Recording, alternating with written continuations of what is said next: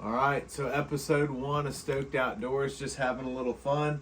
We got out with Abram on the first hunt, and I tell you what, it was a pretty good night. The first thing we saw, we had a bunch of squirrels moving around. We didn't think much of anything, and we heard some noise behind us. And what did we see, Abram? What was walking up? A big buck was walking back into the bedding and never came up in front of us. We turned, but it never went into open. Yeah, so we had a shooting lane to our right, but it was all covered up. And so you'll see that in the episode. He never showed his face. He walked back into a bedding area, most likely.